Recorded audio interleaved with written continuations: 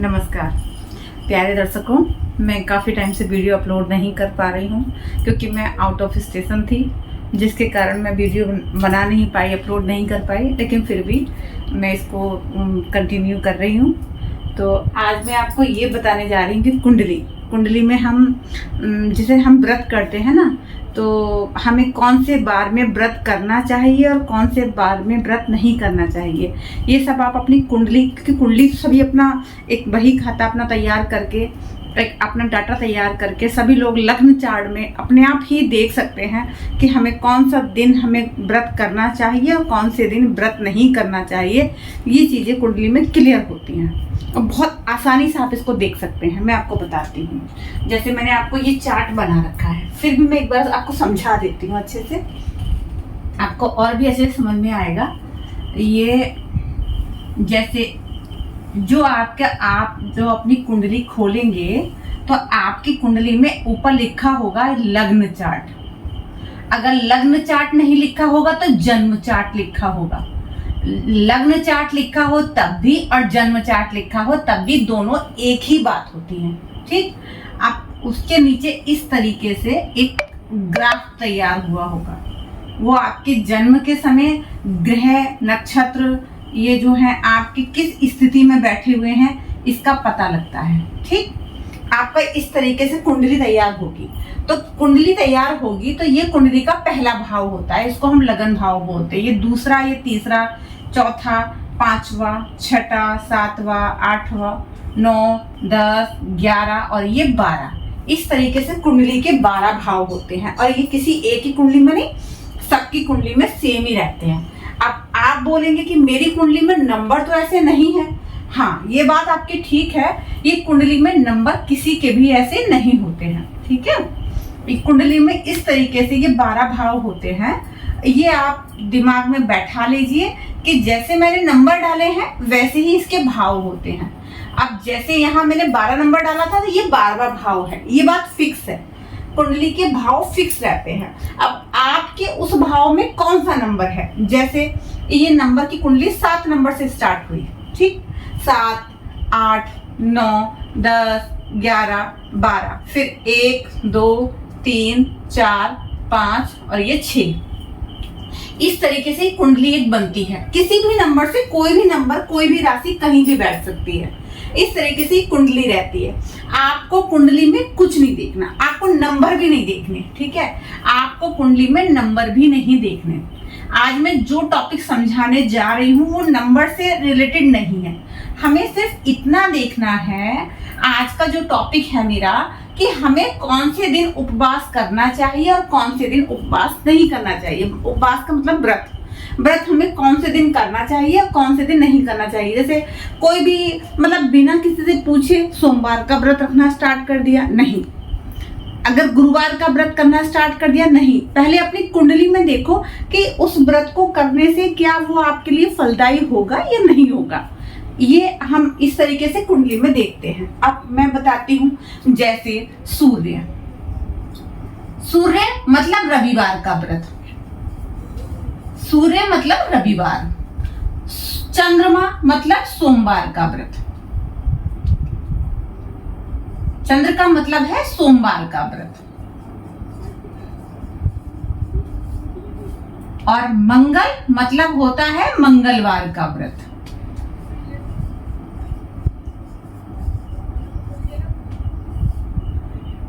बुध का मीन्स होता है बुधवार का व्रत। गुरु का मीन्स होता है गुरुवार का व्रत। शुक्र मीन्स शुक्रवार का व्रत।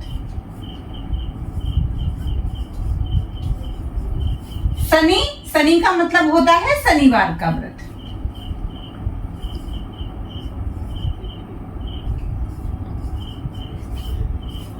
इस तरीके से हमारे 1, 2, 3, 4, 5, 6, 7 ग्रह हमारे हो गए। बाकी हमारे 8वां 9वां हो गया राहु और केतु। राहु केतु छाया ग्रह होते हैं, उनको काउंट नहीं किया जाता। ये हमारे 7 ग्रह हैं और 7 ग्रहों के हिसाब से ही हम व्रतों को रखते हैं इस तरीके से। अब हमें हमारा प्रश्न क्या था कि हमें कौन से दिन कौन सा व्रत करना चाहिए। इसमें एक चीज और सीख लीजिए, ये जो हमारी कुंडली होती है, कुंडली के 12 भाव होते हैं। ये जो बीच के भाव होते हैं इसको हम कहते हैं केंद्र भाव। इनका नाम है केंद्र भाव। क्या नाम है इनका? केंद्र भाव। ये केंद्र मतलब केंद्र के घर हैं। ये केंद्र के घर है, इनको केंद्र के घर के नाम से जाना जाता है, केंद्र भाव।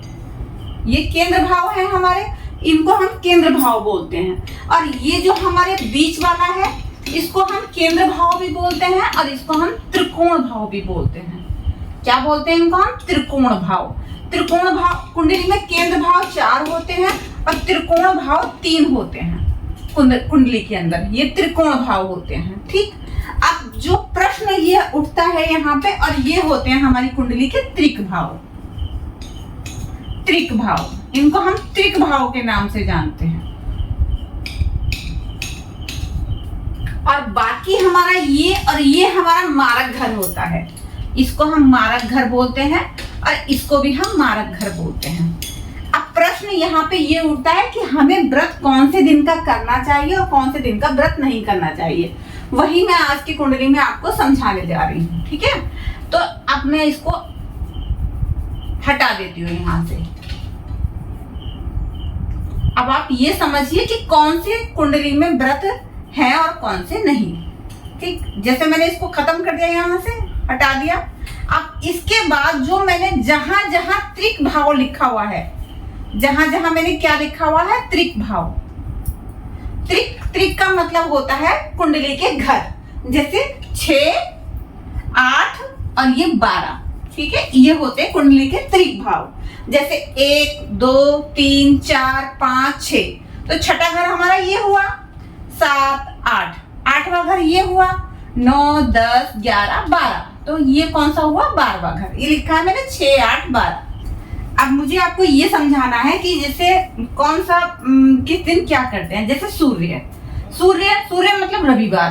अगर मानिए यहाँ पे आपका कहीं सूर्य है, जैसे यहाँ पे सूर्य है, तो सूर्य है मतलब आपको नंबर देखने की कोई जरूरत नहीं है। यहाँ पे सिर्फ इतना देखना है कि सूर्य मौजूद, इन तीनों घरों में सूर्य है या नहीं। अगर वहां सूर्य है मतलब हो गया रविवार। तो रविवार के दिन आपको सूर्य से संबंधित चीजों का दान करना है। ठीक है, उनको पूजा नहीं करनी है, उनको दान करना है। वो दान करेंगे, वो ग्रह कहीं ना कहीं आपको नुकसान नहीं पहुंचाएगा। अगर कहीं चंद्रमा यहाँ 6, 8, 12 में है तो आपको सोमवार से संबंधित चीजों को आपको चंद्रमा यहाँ कहीं भी बैठा हुआ है 6, 8, 12 में, मतलब आपको सफेद चीजों को अवॉइड करना है, सफेद चीजों का दान करना है।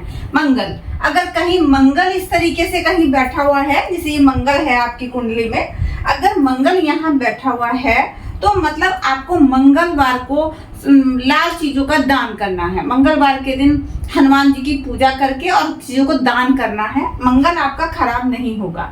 लेकिन जैसे बुध है, तो बुध अगर बैठे हुए हैं तो हरी चीजों को अवॉइड कीजिए बुधवार के दिन। गुरुवार है तो गुरुवार के दिन आपको बृहस्पतिवार के व्रत कभी सूट नहीं करेंगे। उस दिन आप व्रत रखेंगे, आपका ऑटोमेटिकली वहां नुकसान हो जाएगा। शुक्रवार, अगर वहां शुक्र है तो वहां शुक्रवार में आपको लॉस होगा ही होगा।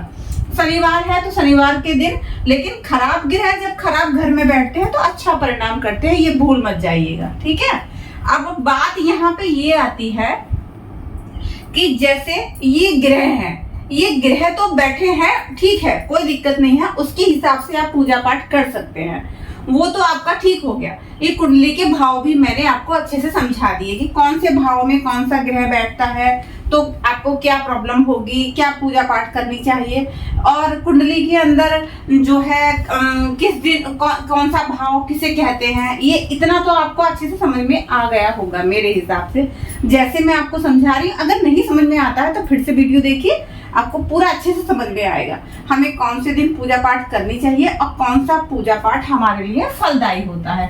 अब प्रश्न ये उठता है कि ये तो समझ में आ गया कि हमें इस दिन पूजा नहीं करनी, लेकिन हम करें किस दिन, तो वो देखना पड़ता है। ये कुंडली के सबसे अच्छे घर होते हैं। अगर कोई ग्रह यहाँ बैठा हुआ है और हमें दिख रहा है तो वो ग्रह हमारी कुंडली का सबसे अच्छा ग्रह होता है। ठीक है, वो ग्रह हमें यहाँ पे बैठा ग्रह, अब वो कहाँ का मालिक होके बैठा है और कहाँ मतलब किधर कौन से भाव से मालिक होके केंद्र में बैठ गया है, उसका कहीं ना कहीं कनेक्शन इन घरों से नहीं बनना चाहिए।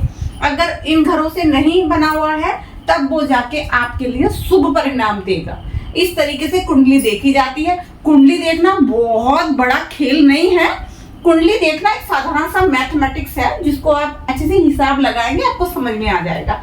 आप कंटिन्यू मेरी वीडियो देखिए, आपको अच्छे से समझ में आएगा कौन सा कुंडली में कौन सा ग्रह हमारा खराब है और कौन सा ग्रह अच्छा होता है।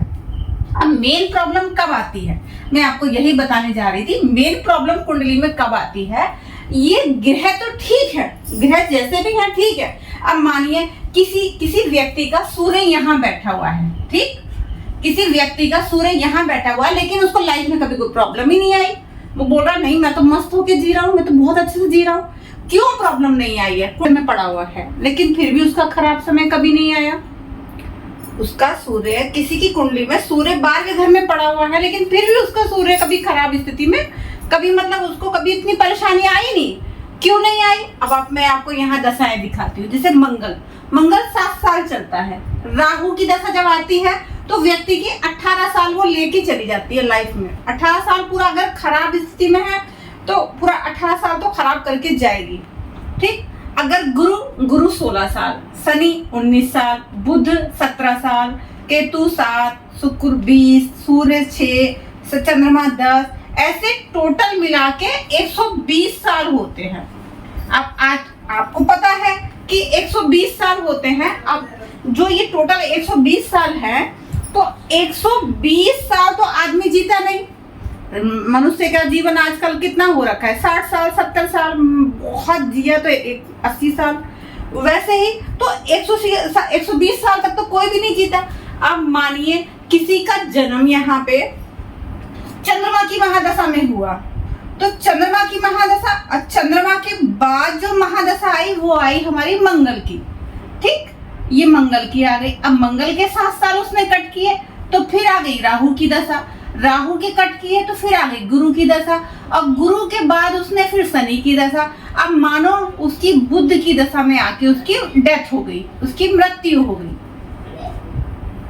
यहाँ से यहाँ तक चला, यहाँ 18, 16, 19, 17 इस तरीके से उसकी मृत्यु हो गई।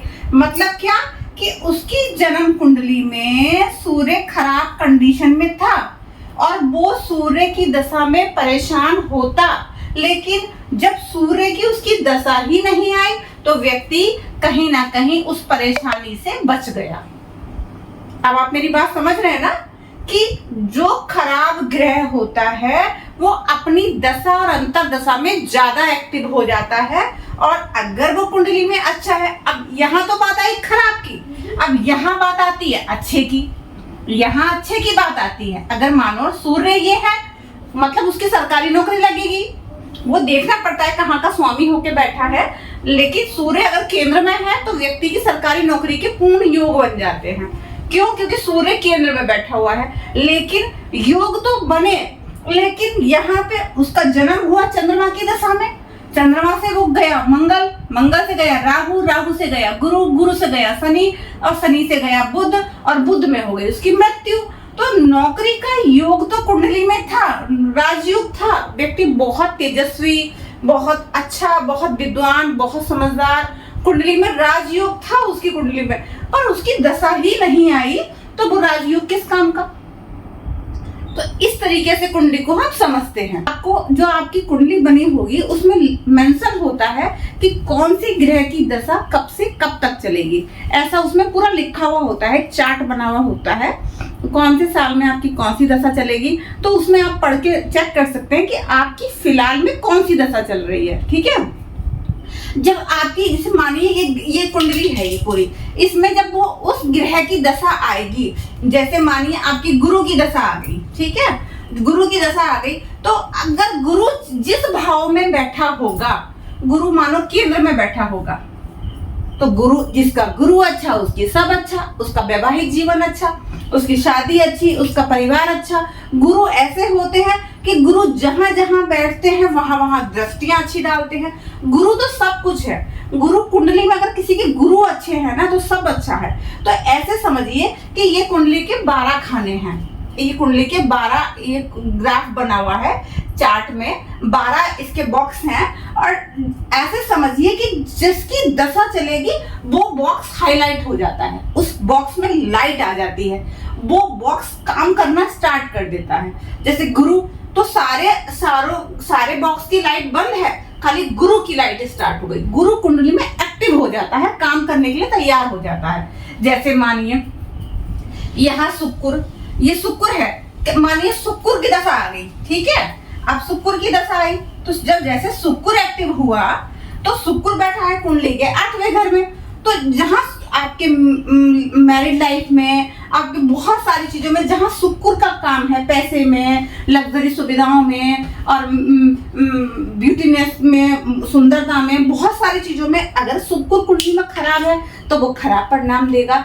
अगर शुक्र कहीं केंद्र में बैठा है, उच्च का होके बैठा है तो अच्छे परिणाम देगा। शादी सगाई बहुत अच्छी होती है व्यक्ति की, उसको बहुत अच्छे रिजल्ट मिलते हैं। तो ऐसे कुंडली देखी जाती है। कुंडली देखना कोई विशेष या बड़ी चीज नहीं है, वो जो है ग्रहों की स्थिति देखी जाती है कि कौन सा ग्रह खराब स्थिति में बैठा है। अगर ग्रह कोई खराब स्थिति में बैठा है तो खराब परिणाम देगा, और अच्छी स्थिति में बैठा है तो अच्छे परिणाम देगा। हमें सिर्फ ये देखना है कौन से ग्रह की दशा चल रही है और कौन सा ग्रह हमारा किस स्थिति में बैठा है कुंडली में, वैसे ही उसके परिणाम होंगे। धीरे धीरे आप मेरा चैनल देखेंगे, मेरी वीडियोस देखेंगे, आपको बहुत अच्छे से समझ में आएगा कि कुंडली में किस तरीके से कौन सा ग्रह को देखा जाता है, समझा जाता है। तो आज की वीडियो आपको अच्छी लगी हो तो प्लीज सब्सक्राइब तो आपने कर ही रखा है, लाइक कीजिए।